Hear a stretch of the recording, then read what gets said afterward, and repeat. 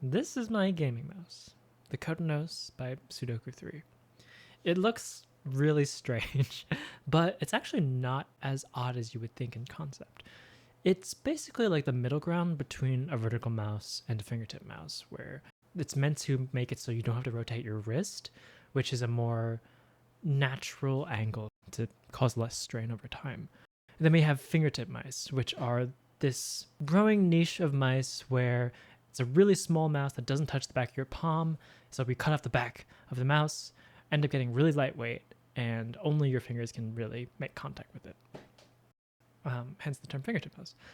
And the middle ground here, the strange skeletal, almost spider-looking mouse, I've heard it called the lunar lander, is the kotinos.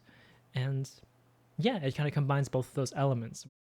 And it's surprisingly comfortable. I've used it for about a month or so on and off, not fully using it every day and maining it, but I've had a good few sessions during that month to give it a fair shake and see what I think about it.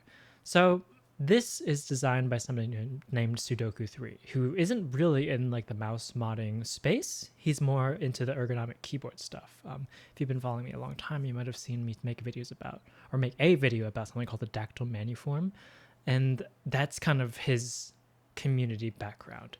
Those strange sculpted keyboards that are designed to match natural angles on the body, and also are usually specified to the given user if it's like really try hard. Mine wasn't, but a lot of his would be. But anyway, this is relevant because that feature of ergonomic keyboards where you take your individual measurements for whoever the end user is, plug it into CAD or whatever software is used. I don't know. I'm not in the know in that side of things. And plug it in, model your hand, and then shape the board to that hand. He's done that for the kotinos, and that's why it looks like it does. This is like all of the places where your fingers will naturally reside as you just rest your hand, as if like holding a ball almost. That's kind of what it feels like in the hand. And to do this, he asked me for a ridiculous number of measurements, 27 actually. If you've watched this channel for a while, I talked about someone named Dolphin Rider who's into a lot of strange mice, and he was kind of my gateway into 3D printed fingertip mice. And the only reason I had enough confidence to let me try a prototype unit was because Dolphin Rider was also interested.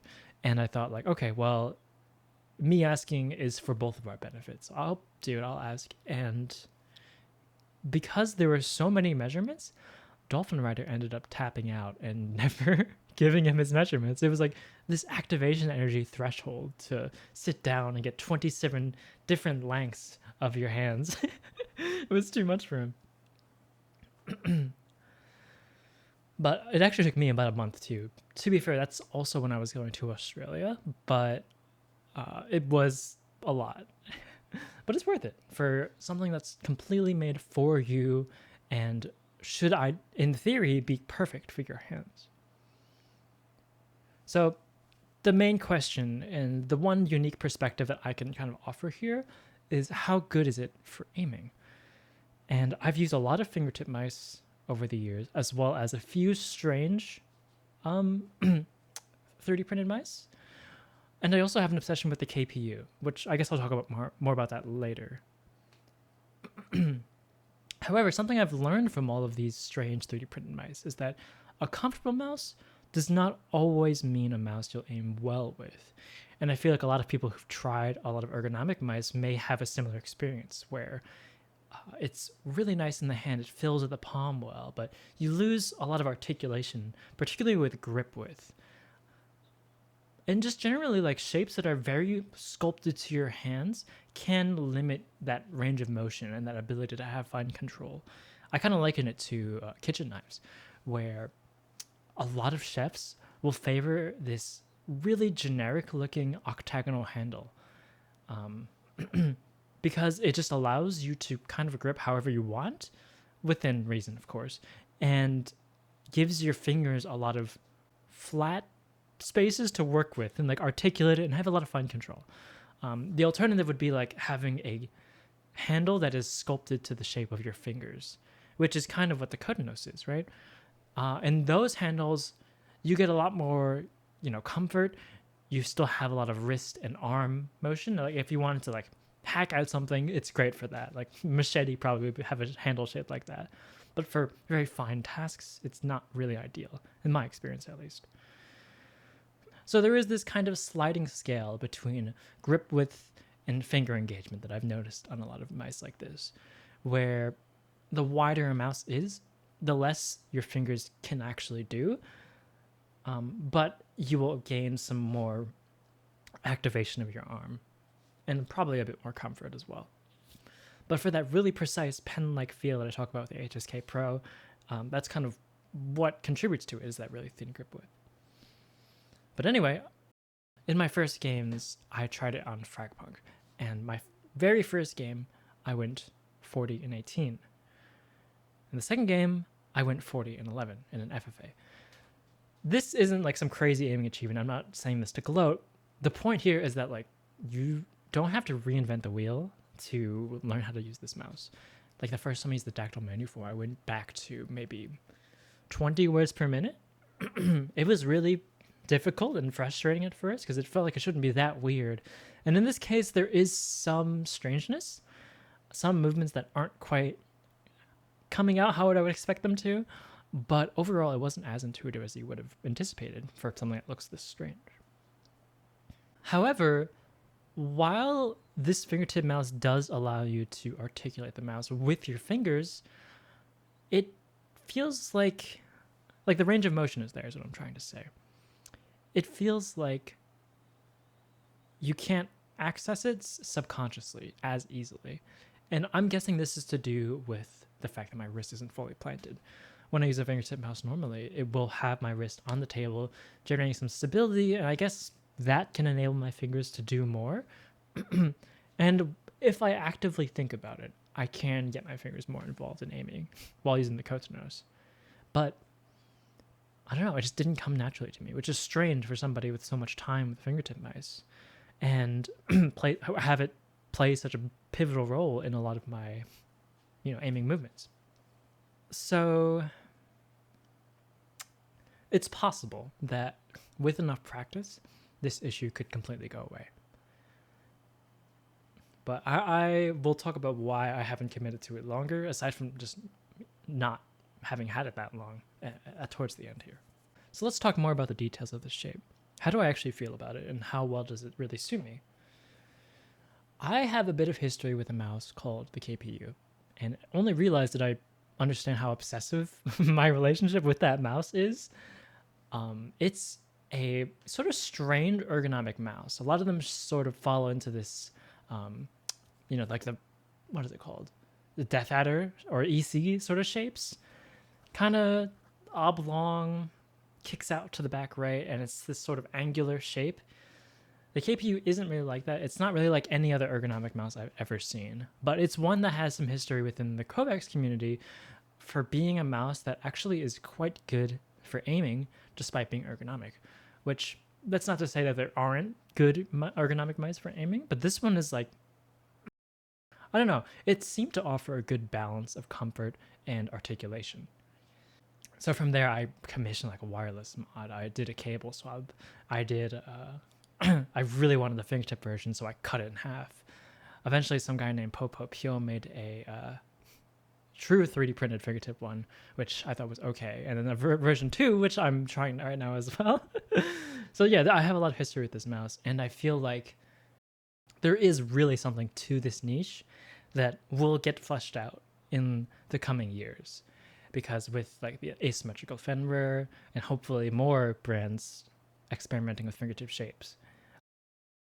So I think the relative placements for all of these paddles, all of the contact points for this mouse are in the right spots. This is where like all my fingers would like naturally reside if I were to just plop my hand down in like a sort of open fist of sorts, I guess. However, this led me to realize some things about why modeling something or creating a product specifically for one person is so difficult if you are not that person.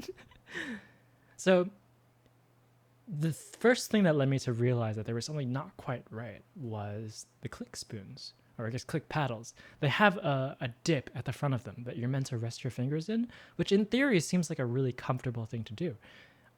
Shouldn't be too limiting in terms of articulation, should bring your fingers closer to the table and still maintain the angle.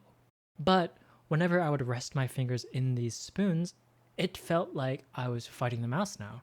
I couldn't rest my pinky and ring in the place I wanted to, and especially the thumb paddle, which I think it's actually very well shaped, didn't make sense in terms of placement. My thumb would like end up in front of it if I had my spoon or my fingers in the click spoons.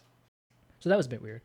And then I got another hint when I took a closer look at the ring and pinky paddle. So these have a sort of groove to fit your finger in, where it curves up at the top and the bottom. And this sort of shape only really makes sense if you have your fingers somewhat extended forwards in a more relaxed claw. And I found that whenever I would do a more aggressive claw with a lot of finger articulation, the curvature being so aggressive did feel prohibitive for any sort of articulation within my hand. And that was kind of a problem. But it didn't make sense to me, because how could it be possible that if this was designed for all of my measurements in mind, that something would not be right? Something would not quite fit for my specifications. Well, I mentioned earlier that every kotinos is made with the user in mind, using those measurements, and that's only partially true. In my case, I gave him all my measurements, and he's like, well, these are similar enough to mine where I guess I don't really need to make a new one. I'll just make any minor tweaks and then ship it off. So he didn't have to model my hand due to it being so similar. But where we varied was not in the measurements, it was in the technique, and it was in the grip style. Both in the fact that I used a much more aggressive claw than him, and also use my fingers a lot more for aiming. A lot of fingertip users will just they will have their fingers more extended than me, and also not use them as much for every aiming motion. So yeah, but with those two factors, it was enough to make it so the amount of desirable curvature and all the paddles was different. And yeah, I guess that's that. It wasn't the end of the world. I still thought the shape worked fairly well, especially when I would put my fingers at the very top of the click paddles instead of in the spoons, which necessitated grip tape because, I'm just on the top of this like a 30-degree angled mouse. Speaking of which, the KPU has a very slight angle to it. I want to say like maybe 10 degrees, maybe less even. This one is much more extreme. I don't know if it's too much. I think it definitely could be a contributing factor to why I found finger engagement so hard, and it may not have enough of a benefit in terms of comfort to really justify that. I think something in the middle of this and the KPU could be better, or even just the KPU angle would be probably good. But it is comfortable. I will say that. I never had any sort of like wrist pain or like soreness at the end of sessions. It was really a natural feeling. So I think that if this shape ever went into production, that's probably what would have to change, would be to make something more generalized if you aren't planning to make or like work with every client and like figure out exactly how they use their mouse and then show them like 3D models of it and stuff. You would have to just play it a little safer with all these curves. Okay, well, all that being said, and as strange as the shape is, that's not really why I don't want to main it. It's to do with a setting that I have experimented with in the past, something that I spent like a year with during when I was going to Gundam Evolution and such. It's a setting called rotation. So rotation is a setting that affects sensor rotation, where if you were to translate your mouse directly left to right, it would make a straight line on the screen. But if you added sensor rotation, let's say 10 degrees, you would make a line that has an angle of 10 degrees. So this is beneficial, or I'll give you the pitch that I was given. A lot of people will have a grip that's natural to them that angles the mouse on a slight angle. They don't hold the mouse straight up and down. They'll have it on like 5 to 15 degrees of rotation. So if you were to open Paint, close your eyes, and then draw a line with a perfectly intuitive wrist motion, the line that would be created would not be directly flat. You would end up with an angle, which can cause issues if we're looking for the most intuitive aim. For something like Valorant, having some degree of discrepancy in your natural wrist movements would cause a problem, right? You would no longer be on head height. So sensor rotation can fix for this in real time, where counteracting this natural angle created by your grip can be accomplished through something called raw Excel. You don't need to use the Excel portion of it. You can just use the rotation, and doing so will make the line flat. And like I said, I've spent 1,000 hours of this maybe, trying everything from -2 to -27 degrees of rotation. And my conclusion by the end of it was that, yeah, wrist movements actually are a bit more intuitive, but it came with some drawbacks that I've never seen anybody else talk with. And the main one is muscle group blending, where this angle that is natural for wrist movements usually is not the same angle that arm and fingertip movements would require. And I think fingertip movements are the really big one. So that means blending motions becomes kind of awkward. It's not the end of the world because you can get used to it, but at the same time, like, a lot of really, really good aimers would have an unstraight line in Paint, and I've never thought about it because I got used to it. So there's really no benefit there. But yeah, that issue of muscle group blending never really got to the point where I was totally satisfied, and it rivaled no rotation. And the other downside is that, like Excel, if you are the type to like change sensitivity a lot, rotation will be like a drug. It's so bad. It's so easy to change, like, oh, it's just 1 degree, it doesn't feel quite right. Or, let's start going to the decimals, you're just cooked. So it's a setting that I told myself I'm kind of done with, because it felt like, unlike sensitivity, it would take a few days to get used to a new rotation fully because of how it affects different muscle groups differently. Intuitive doesn't always mean better. You can get used to a lot of things that aren't necessarily intuitive and master them just the same. So what does any of this have to do with the kotinos? Whether it's due to design constraints or due to an intentional effort to do this, the PCB and the sensor is aligned with the wrist. So it kind of neutralizes, or it kind of accomplishes what I was trying to do with rotation, to make those left to right wrist motions perfectly flat. And it created the same problems. I told myself I was done with rotation, and I still care a lot about, playing well.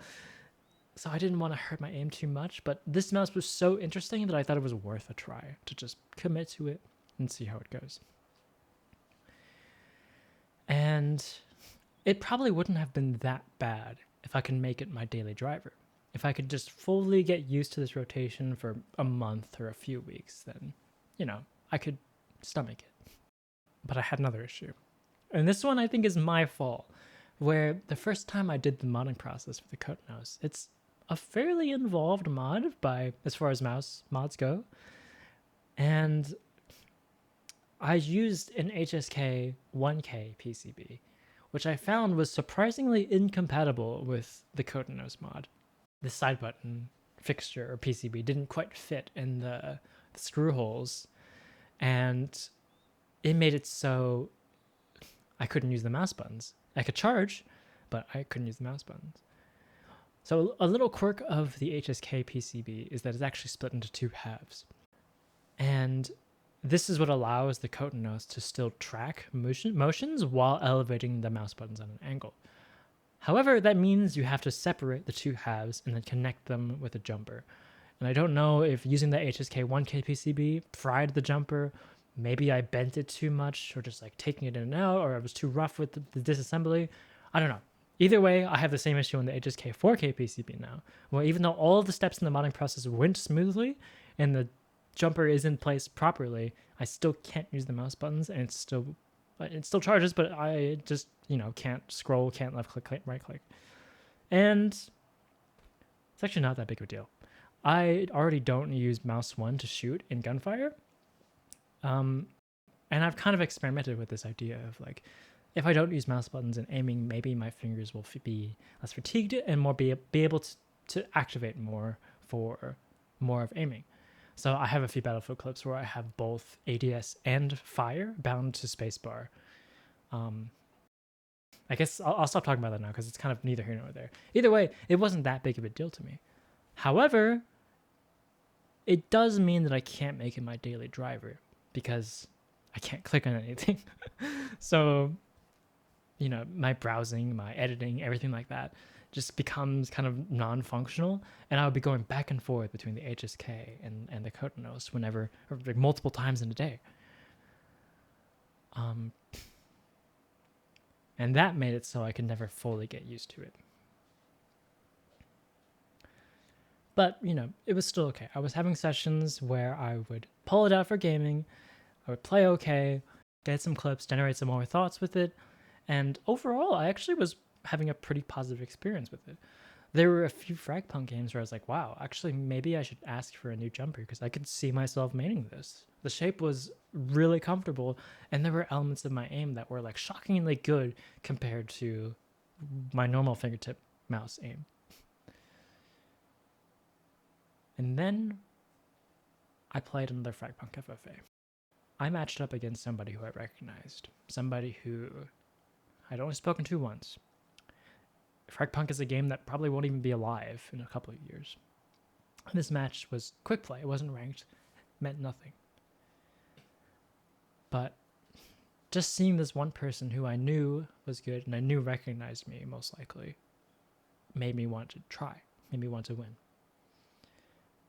And I just was getting demolished over and over again. Every time I would run into her in a 1v1, I would just not have enough precision or mobility, and she wouldn't miss, and I would die. I was going like 2-7 in the first few minutes of the game, and it was frustrating. And I was like, okay, I'm going to try. I'm going to take off the training weights, bring out the HSK. I have 1,000 hours with this mouse. And whenever I would do a 180 for the entire game, or even just wider motions, I couldn't make straight lines with the mouse. They would always end up on some sort of angle because of the rotation. I couldn't get used to it. At the end of the game, I lost by 1 kill. And that was when I was like, all right, I don't like this feeling. I don't like limiting myself for the sake of testing something that's so out there.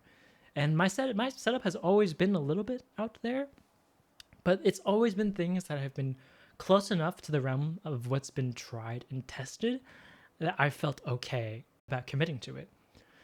When you use a setting or a peripheral that's so strange and that nobody else is using, I feel like a lot of the time, if you really care about your own performance and you're very self-analytical, you'll always have that question of like, is this something that I should train for? Or is this something that's being caused by this quirky peripheral that I'm messing with? Or is it because I'm using my left hand to aim for no reason? And that's not something I want to add into like my self-analysis. It's like dumb to place so much value on the outcome of a random FFA game with somebody who never even said anything about to me, probably didn't recognize me. This was a war that was happening in my own mind and only my own mind, and I am probably the only person on this planet who remembers that game. But I don't know. I still care too much. It's a hobby that I've spent a lot of time with and one that I still care about quite a bit. And to constantly be nerfing myself with this strange peripheral, it's a bit too much to fully commit to for me. And like I said, it's not even really the shape, it's the rotation. So that's kind of where I'm at now. I don't know if I want to keep using this mouse. I think that there's a lot of good ideas here. I already passed on my feedback to the creator, and now is the question of, do I want to keep using it more? I don't know. I feel like this could be worth a main channel video. There are some interesting questions that have kind of arisen about how difficult it is, or like differences in technique that would make you want a different shape, as opposed to just about dimensions, and also things that are too strange, things that are too out there, I think is kind of a compelling concept, at least it is to me. As well as rotation, I think is something that's been like horrendously under discussed. Thankfully, it's not a trend that's totally caught on, but it's a video that exists out there that is just like wholly positive, no downsides, just use this setting. And I think that's a bit dangerous. But I don't know. I kind of feel bad about releasing videos that don't have a satisfying ending to them, that don't have like a redemption arc of sorts. Like pretty much all of my main channel stuff has something like that. And it's difficult to want to put out a video where the ending is like, I gave up because I'm too much of a tryhard. So one thing I actually have messed with this, but what I haven't fully figured out is if I can counteract the sensor rotation with rotation in raw Excel. Can I find the exact angle the PCB is on when I hold the mouse and rotate it back to what would be normal? And I haven't found that number, or rather it's just never felt right still. I'm thinking it's between 7 and 9 degrees, but the fact that it's ambiguous is a problem because like whenever I'm not playing well, I start falling into that rotation changing trap and I don't focus on other things that are happening. But I think that would probably be the way to go.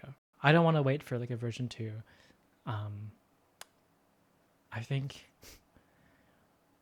get some better shaped grip tape to iron out the rough edges of the shape, fix the rotation, and then maybe I can commit like a month to it to like see fully how much I like it. And I guess like the ending isn't totally negative because I did hit some of my favorite Cyberpunk clips with this mouse.